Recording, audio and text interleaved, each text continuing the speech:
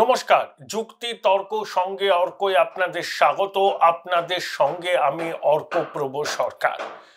রবীন্দ্রনাথের জুতো আবিষ্কার কবিতাটার কথা মনে আছে, যেখানে পায়ে ধুলো লাগবে না, তাই জন্য পৃথিবীময় সব জায়গা চামড়া দিয়ে ঢেকে দেওয়ার কথা বলা হয়েছিল।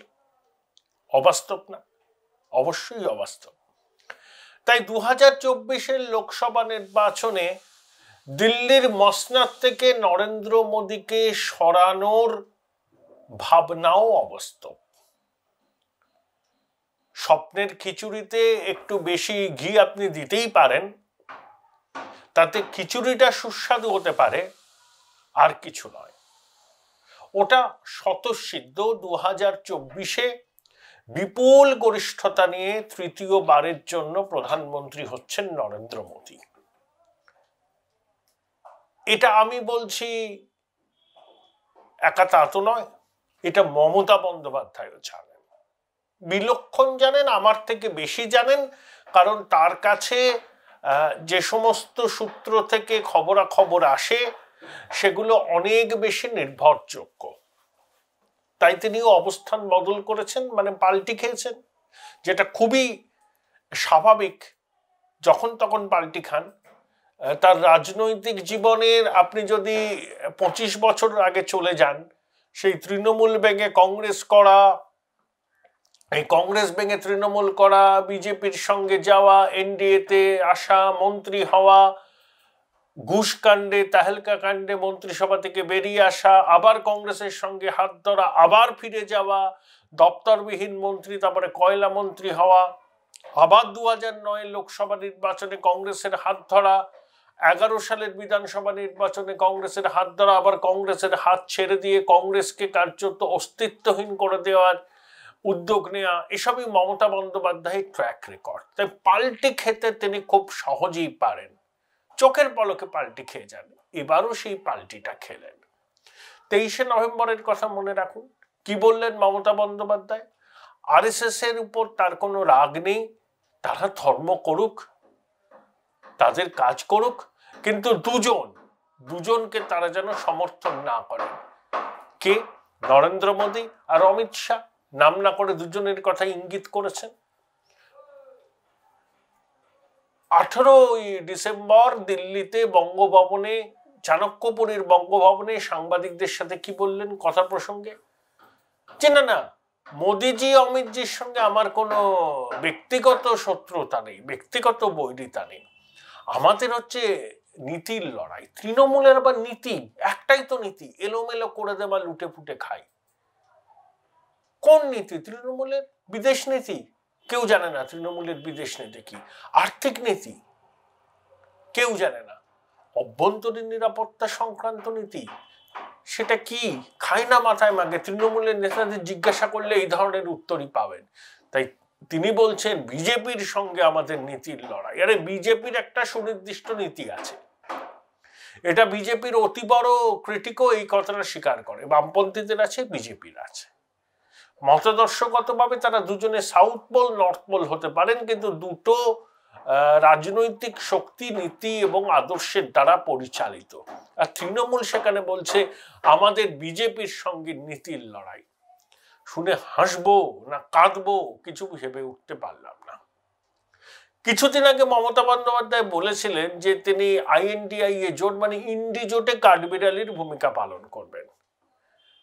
12ই অক্টোবর শিলিগুড়ির কাঞ্চনজঙ্ঘা, 12ই ডিসেম্বর শিলিগুড়ির কাঞ্চনজঙ্ঘা স্টেডিয়ামে সরকারি সাহায্য বিলির অনুষ্ঠানে মুখ্যমন্ত্রী বলেই দিলেন তিনি ইন্ডি জোটকে লিড করবেন। আবার দিল্লিতে সাংবাদিক বৈঠকে তিনি আবার নিজেকে একটু আড়াল করে নিলেন, যে প্রধানমন্ত্রীত্বের প্রশ্ন পরে হবে।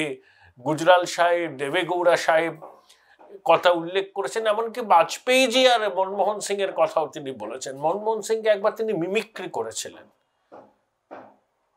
এগুলো করতে তিনি অভ্যস্ত, এসব করে তিনি একটু আত্মপ্রসাদ লাভ করেন। আর তার আমচা চামচা বেলচা বলে, দেখলেন কি করলেন দিদি? প্রথমত প্রথম ইউপিএ সরকারে কংগ্রেস 144টা আসন পেয়েছিল, বামেরা 61টা পেয়েছিল। দ্বিতীয় ইউপিএ সরকারে কংগ্রেস একাই 209টি আসন পেয়েছিল। আর 98-99 দুটো এনডিএ সরকারে বিজেপি এককভাবে 182টা আসন পায়। এবং এনডিএ এবং ইউপিএতে এনডিএতে প্রথমে বিজেপি, তারপরে ইউপিএতে কংগ্রেস প্রায় প্রথম ইউপিএতে কংগ্রেস প্রায় 150, দ্বিতীয়তে 200 ক্রস করে, এনডিএ 182-র উপর পায়। 150-এর উপর না পেলে কোনো জোট স্থায়ী হওয়া ভারতে রাজনীতিতে সম্ভব না, সেটা মমতা বন্দ্যোপাধ্যায় জানেন। কিন্তু তার প্রধানমন্ত্রী যদি হওয়া যায়, ঠিক আছে, সেই জন্য তিনি গুজরাল আর দেবেগৌড়ার কথা বলেছেন। যে তাদের সরকার কতটা স্বল্প মেয়াদী ছিল সেটা আমরা সবাই জানি। আসলে তার মনে উচ্চাশা আছে। তিনি 7 বারের সাংসদ, 3 বারের মুখ্যমন্ত্রী, তার রাজনৈতিক অভিজ্ঞতা কম নয়, এটা অনস্বীকার্য। মানুষের পালসও তিনি খুব ভালো বোঝেন। কিন্তু এ কথাও অনস্বীকার্য, স্বাধীনতা উত্তর পশ্চিমবঙ্গের সব থেকে কি বলবো অপদার্থ অ্যাডমিনিস্ট্রেশনের তিনি নেতৃত্বে আছেন। যে অ্যাডমিনিস্ট্রেশনের নাকের ডগায় ভুরি ভুরি দুর্নীতি হয়েছে, চাকরি বিক্রি হয়েছে, গরু পাচার হয়েছে, রেশনের চাল বাজারে বিক্রি হয়েছে, তার মন্ত্রী, বিধায়ক, শিক্ষা দপ্তরের প্রাক্তন কর্তা অনেকে জেলে, অনেকে ইডি সিবিআই নোটিশ পেয়েছেন। তার আইনমন্ত্রীকে ডজনবার ডাকা হয়েছিল, একবার তিনি ইডির সমনে সাড়া দিয়েছিলেন। তার এয়ার অ্যাপারেন্ট অভিষেক এবং তার স্ত্রী রুজিরা অনেকবার ইডি সিবিআই দপ্তরে ঘুরে গেছেন, আদালত থেকে রক্ষা কবচের জন্য অনেক আবেদন করেছেন, সে প্রসঙ্গে আমি যাচ্ছি না। কিন্তু স্বাধীনতা উত্তর পশ্চিমবঙ্গের সব থেকে বড় সংগঠিত আর্থিক অপরাধ হয়েছে তৃণমূলের ডিসপেন্সেশনে। এটা অতি বড় তৃণমূল সমর্থকও মানতে বাধ্য হবেন। এবং সেই অ্যাডমিনিস্ট্রেশনের at the helm of the affair কিন্তু মমতা বন্দ্যোপাধ্যায় আছেন। হ্যাঁ, তিনি সামাজিক সুরক্ষার অনেক কর্মসূচি নিয়েছেন, তেলেঙ্গানায় কেসিআরও নিয়েছিলেন। মমতা বন্দ্যোপাধ্যায়ের অ্যাডমিনিস্ট্রেশনও দুর্নীতিতে বিদ্ধ, তার দলও দুর্নীতির অভিযোগে বিদ্ধ, কেসিআরের দল এবং কেসিআরের পরিবারও দুর্নীতির অভিযোগে বিদ্ধ। তাই সামাজিক কর্মসূচি দিয়ে দুর্নীতির অভিযোগকে ভোঁতা করতে পারেননি কেসিআর, সেই জন্য হেরেছেন। কোনো অংশেই মমতা বন্দ্যোপাধ্যায়ের থেকে কম সামাজিক কর্মসূচি তিনি নেননি। শিবরাজ সিং চৌহান নিয়েছিলেন, ওখানে প্রো ইনকামবেন্সি হয়েছে, কারণ শিবরাজ সিং চৌহান প্রশাসনের বিরুদ্ধে বড় ধরনের কোনো দুর্নীতির অভিযোগ নেই। ব্যাপক হয়েছে, ব্যাপমে ধরপাকড় হয়েছে, কিন্তু এইরকম ভাবে সংগঠিত আর্থিক অপরাধ স্বাধীনতা উত্তর পশ্চিমবঙ্গে হয়নি, যেটা বিগত 11-12 বছরে হয়েছে। তাই 7 বারের সাংসদ, 3 বারের মুখ্যমন্ত্রী মমতা বন্দ্যোপাধ্যায়ের রাজনৈতিক গুরুত্ব, রাজনৈতিক ওজন অতীতে যা ছিল এখন তা নেই। কেউ তাকে এখন আর সততার মূর্ত প্রতীক বলে না। তাকে বিধানসভার বাইরে ভিতরে শুনতে হচ্ছে, বিরোধী দলনেতা বলছেন, বিরোধী দলের বিধায়করা বলছেন পিসি চোর, ভাইপো চোর, তৃণমূলের সবাই চোর। তাকে শুনতে হচ্ছে মমতা চোর। দীর্ঘ রাজনৈতিক জীবনে এই ধরনের স্লোগান তাকে শুনতে হবে, এটা মমতা বন্দ্যোপাধ্যায় কখনো এক্সপেক্ট করেছিলেন? শুনতে হচ্ছে। এটা মমতা বন্দ্যোপাধ্যায় জানেন তার সেই জনপ্রিয়তা নেই। এখন তিনি পাল্টিটা খেলেন কেন? মেসেজ পাঠাচ্ছেন বিজেপিকে যে আমি দেয়ালের লিখন পড়তে পেরে গিয়েছি, আমি ইন্ডিজোটে আছি, ঠিক আছে, কিন্তু আপনাদের সঙ্গেও মধুর সম্পর্ক বজায় রাখতে চাই। দেখুন, উত্তর ভারত, পশ্চিম ভারত, মধ্য ভারতে বিজেপি স্যাচুরেশনে, সেখানে বাড়ার জায়গা নেই। যা পেয়েছিল সেটা ধরে রাখা চ্যালেঞ্জ, হয়তো কমতে পারে। বিন্ধ্য পর্বতের দক্ষিণে বিজেপির ফল এবার ভালো হবে। Join Indian Institute of Hotel Management now. Right choice, right decision. কর্ণাটকেও আগের বারের মতো না হলেও কাছাকাছি হবে, তেলেঙ্গানাতেও আগের বারের থেকে ভালো হবে, এবং তাছাড়াও অন্ধ্র এবং তামিলনাড়ুতে বিজেপি খাতা খুলবে। তাহলে আসুন, পূর্ব এবং উত্তর পূর্ব ভারত, বিহারে 40, ঝাড়খণ্ডে 14, পশ্চিমবঙ্গে 42, উড়িষ্যায় 21, আসামে 14 সহ এন্টায়ার নর্থ ইস্টে 25, সব মিলিয়ে 143। এই 143টা আসনের মধ্যে বিজেপির লক্ষ্য 95। তাই পশ্চিমবঙ্গে তৃণমূলের সঙ্গে কোনো ট্যাসিট আন্ডারস্ট্যান্ডিং করলেও বিজেপির কোনো লাভ নেই। কোনো ধরনের আন্ডারস্ট্যান্ডিং তৃণমূলের সঙ্গে করলে সেটা বিজেপির পক্ষে শুভ হবে না। যেখানে অমিত শাহ 35টা আসনের লক্ষ্যমাত্রা দিয়েছেন, সেখানে বিজেপি তৃণমূলের সঙ্গে আন্ডারস্ট্যান্ডিং করছে, এই বার্তাটা যদি জনমানসে প্রতিষ্ঠিত হয় তাহলে বিজেপির ক্ষতি। বাম কংগ্রেস ইকোসিস্টেম এই বার্তাটা দিচ্ছে, কনস্ট্যান্ট দিচ্ছে, এটা তাদের রাজনৈতিক উদ্দেশ্যেই দিচ্ছে। কিন্তু বিজেপি নেতৃত্ব শ্যামাপ্রসাদ মুখোপাধ্যায়ের জন্মভূমি এবং কর্মভূমিতে নিজেদের অবস্থানকে আরো মজবুত করতে চান। তাই মমতা বন্দ্যোপাধ্যায় যতই ইঙ্গিত দিন, যতই বলুন ব্যক্তিগত বিরোধ নেই, যতই তিনি প্রভাবশালীদের জন্য কেন্দ্রীয় বিজেপি নেতৃত্বের কাছে রক্ষা কবচ ভিক্ষা করুন না কেন, চিরে ভিজবে না। নিশ্চিন্তে থাকুন, কোনো চিরে ভিজবে না। বিজেপির কেন্দ্রীয় নেতৃত্ব এখানে অল আউট ঝাঁপিয়ে পড়ার জন্য দলকে নির্দেশ দিয়েছেন। সংগঠনকে মজবুত, মেরা বুথ সবসে মজবুত, এই বার্তা, কেন্দ্রীয় সরকারের জনমুখী প্রকল্পগুলোর প্রচার, দুর্নীতির বিরুদ্ধে লাগাতার আন্দোলন এবং হেভিওয়েট প্রার্থীদেরকে নির্বাচনে মনোনয়ন দেওয়া। হর্ষবর্ধন সিংলা, প্রাক্তন বিদেশ সচিব, তিনিও এবার মনোনয়ন পেতে পারেন উত্তরবঙ্গের কোন জায়গা থেকে। মাতৃশক্তিকে বিজেপি এগিয়ে দেবে এবার, কারণ মহিলা সংরক্ষণ চালু হয়েছে। যদিও সেটা এফেক্টিভ হতে সময় লাগবে, কিন্তু বিজেপি এই বার্তাটা দেবে তারা মহিলা সংরক্ষণ আইন এখনো চালু না হলেও তারা লেটারেন্ট স্পিরিটে মহিলা সংরক্ষণের ব্যাপারে উদ্যোগী, সেই জন্য প্রচুর মহিলাকে তারা এবার প্রার্থী করবে। তাই কোনোভাবেই তৃণমূল সমঝোতার বার্তা ঠাড়ে ঠোড়ে দিলেও বিজেপির কেন্দ্রীয় নেতৃত্ব সমঝোতা করবে না, কারণ তৃণমূলের সঙ্গে সমঝোতা করলে তাদের ক্ষতি এবং তৃণমূলকে তাদের এখন আর দরকার নেই। কোনো অবস্থাতেই নরেন্দ্র মোদীর বিজয় রথ 24-এর লোকসভা নির্বাচনে থামবে না। আমি তো অনেক সংবাদ মাধ্যমে ওপিনিয়ন পোল দেখছি, সবাই বলছে 320। আমি বলবো একসময়, এখনো সেভাবে চর্চা করিনি, কিন্তু আমার ধারণা আগের বারের থেকে একটি আসনও কমবে না, সর্বভারতীয় ক্ষেত্রেও কমবে না, পশ্চিমবঙ্গেও কমবে না। 18-র নিচে বিজেপি এই রাজ্যে আসন পাবে না। অনেকেই অবিচুয়ারি লিখে ফেলছেন, অনেকেই সংগঠন কোথায় বলে নানা রকম যুক্তি সাজাচ্ছেন, কোনো যুক্তি টিকবে না। 19-এও বিজেপির সংগঠন আগে এখনকার তুলনায় কিছুই ছিল না, 18টা আসন পেয়েছিল। নেতৃত্বের প্রশ্নে গণভোট হবে, দুর্নীতির বিরুদ্ধে গণভোট হবে, সেখানে বিজেপির ফল ভালো হবে। মমতা বন্দ্যোপাধ্যায় ইন্ডিজোটের নেতৃত্বটা চাইছেন কেন? মুখে নানা রকম ভনিতা করছেন, ইনিয়ে বিনিয়ে কথা বলছেন। আসলে একবার কেউ যদি বলেন যে দিদি আপনি নেতৃত্ব দিন, উনি সঙ্গে সঙ্গে রাজি হয়ে যাবেন। কারণ যদি প্রভাবশালীদের শেষ পর্যন্ত জেলে যেতে হয়, তখন ইন্ডিজোটের শরিকরা অন্তত তার পাশে থাকবে, তিনি একা হয়ে যাবেন না রাজনীতির ময়দানে। এটা মমতা বন্দ্যোপাধ্যায়ের প্ল্যানে আছে। তাই তিনি ইন্ডিজোটের নেতৃত্বের দাবিটা কিন্তু জানিয়ে রেখেছেন, অন্যায় কিছু নেই।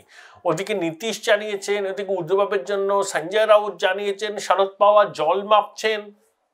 Ragtag Poptel coalition, where only cement of solidarity is provided by power or chances of attaining power. কোনো ইডিওলজি কিছু নেই। যদি এক সপ্তাহের জন্য তো প্রধানমন্ত্রী হতে পারি, দেশের ইতিহাসে নাম লেখা থাকবে, দ্যাটস অল। এটাই মমতা বন্দ্যোপাধ্যায়ের লক্ষ্য। আর অভিষেকও চাইছেন যে পিসি তাড়াতাড়ি দিল্লির রাজনীতিতে আরো বেশি করে সময় দিন, কুর্সি ফাঁকা হলে অভিষেক গিয়ে বসবেন সেখানে। তাই তার বসংবদ মুখপাত্র নানা রকম কথা বলছেন। প্রথমে বললেন 36 সাল পর্যন্ত মুখ্যমন্ত্রী থাকবেন মমতা, তারপরে হবেন অভিষেক। মানে গণতান্ত্রিক রীতিনীতির কোনো ব্যাপার নেই, বলে দিলেন মুখপাত্র 36 সাল অব্দি মমতা, তারপরে অভিষেক। 26 আগে পেরোন না, 24 আগে পেরোন, দলটাকে রাখুন না, তারপরে দেখব কে মুখ্যমন্ত্রী হয়, মানুষ দেখবেন। তারপরে আবার মুখপাত্র বলছেন দিল্লিতে কোনো বড় দায়িত্ব পেলে তো মমতা বন্দ্যোপাধ্যায় নেবেন। জ্যোতিবাবুর সুযোগ পেয়েছিলেন, তার দল ঐতিহাসিক ভুল করে সেই প্রধানমন্ত্রী জ্যোতিবাবুকে করতে দেয়নি, তৃণমূল সেই ভুল করবে না। অর্থাৎ একটু আঁচ পেয়ে তাতে ধুনো দিচ্ছেন ছোটবাবুর অনুগত মুখপাত্র। এই মুহূর্তে যদি মমতা বন্দ্যোপাধ্যায় দিল্লির রাজনীতিতে সময় দেন, তাহলে পূর্ণ সময়ের জন্য নবান্নের 14 তলায় ছোটবাবু বসতে পারে। এটাই তো ছক। তেজস্বী যেমন নীতিশ চাচাকে বলছে সর্বভারতীয় রাজনীতিতে বন্দিন, বিহারের কুর্সি আমায় ছেড়ে দিন, ছোটবাবুও বলছেন যে পিসি এবার দিল্লির রাজনীতি করুন, নবান্নের 14 তলার চেয়ারটা আমায় ছেড়ে দিন। এগুলো সব বোঝা যায়। কংগ্রেসের প্রতি মমতার অ্যালার্জি তো কমতে বাধ্য। কংগ্রেসের ওনাকে দরকার নেই রাজ্যে, ওনার কংগ্রেসকে দরকার। কারণ সংখ্যালঘুরা মমতাকে বিশ্বাস করেন না, সবাই বলছে না, অনেকে করেন না। ওই যে আবার তিনি ইঙ্গিত দিলেন, তিনি আরএসএস ধর্ম করুক, নিজের কাজ করুক, নাম না করে বললেন মোদিজি অমিত শাহকে আপনারা সমর্থন করবেন না। 3 রাজ্যের ফল বেরিয়ে গেল। মমতা আরো ক্লিয়ার বুঝলেন যে দেয়াল লিখন পরিষ্কার, 24-এ আবার মোদি ক্ষমতায় আসছেন, আবার ইন্ডি জোটে থাকার বাধ্যবাধকতা আছে। তখন বললেন ব্যক্তিগতভাবে তো ওনাদের সঙ্গে আমার কোনো বৈরিতা নেই। তো এটা কি বাংলার মুসলমান ভাই বোনেরা বোঝে না? মুখে বিজেপি বিরোধী কথা, প্রয়োজনেই বিজেপিকে ট্যাসিটলি সমর্থন, সে জগদীপ ধনকরের নির্বাচন হোক বা রাজ্যসভায় কোনো স্পর্শকাতর বিল পেশ হলে ওয়াক আউট করে সুবিধা করে দেওয়া, সবই দেখেছেন। আর কংগ্রেসের লড়াইটা মতাদর্শকতা ভেবে বিজেপির বিরুদ্ধে।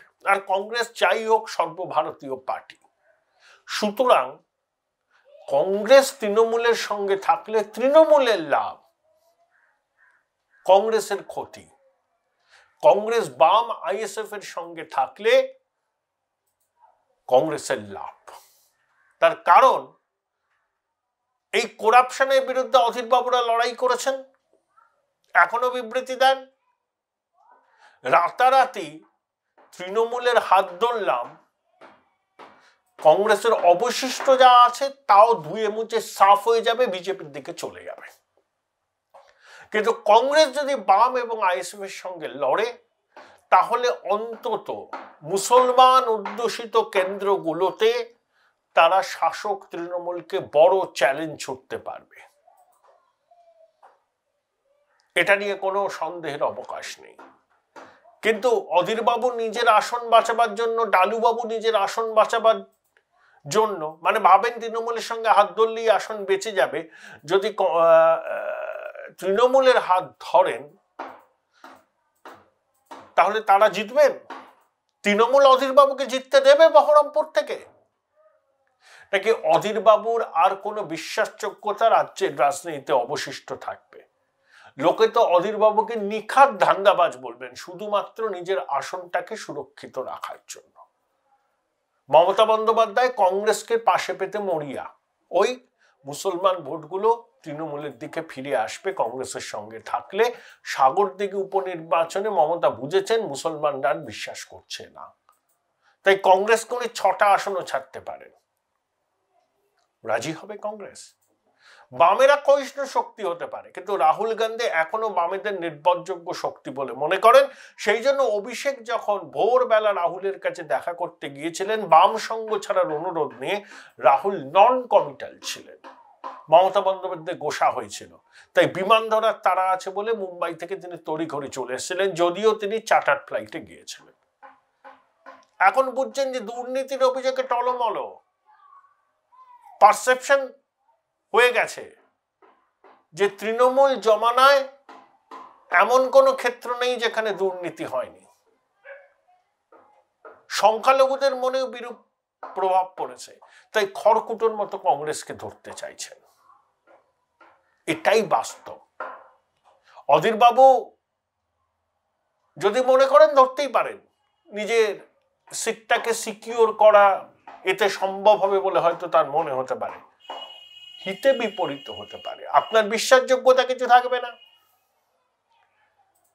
আর তৃণমূল আপনাকে ড্যাং ড্যাং করে জিতিয়ে দেবে ভাববেন না, সবার আগে আপনাকে হারাতে চাইবে তৃণমূল। অধীর বাবু অন্তত এই বিষয়টা আমার থেকে ভালো বোঝেন, তার অতীত অভিজ্ঞতা কি বলে। আর রাহুল সোনিয়ার এখন সেই শক্তি নেই প্রদেশ নেতৃত্বের উপর কিছু চাপিয়ে দেবেন, তাই কংগ্রেসকে অনেক কিছু হিসাব করে পদক্ষেপ নিতে হতে পারে। লং টার্ম ইন্টারেস্ট যদি তারা মাথায় রেখে দলকে রিবিল্ড করতে চায়, আমার ব্যক্তিগত ধারণা বাম এবং আইএসএফ এর সঙ্গে থাকাই তাদের উচিত। সম্মান বাঁচবে এবং সংখ্যালঘু অধ্যুষিত কেন্দ্রগুলোতে কংগ্রেস ভালো ফল করবে। কিন্তু দুটো আসনে জেতার লোভে কংগ্রেস যদি হারাকিরি করে সখাত শরীরে ডুববে এবং মমতা বন্দ্যোপাধ্যায়ের অভিষ্ট তাতে পূরণ হবে। কংগ্রেসের ভরাডুবি হবে, অন্য কেন্দ্রগুলিতে তিনি সংখ্যালঘু ভোটের একটা সমর্থন নিশ্চিত করবেন এবং ভরাডুবি থেকে হয়তো তার একটু উত্তরণ হবে। কিন্তু আবার বলছি, এই রাজ্যের লোকসভায় যে কোনো পারমুটেশন কম্বিনেশন বিজেপি বিরোধী শক্তি করতে পারে। বিজেপির আসন সংখ্যা 2019-এর থেকে একটাও কম হবে না।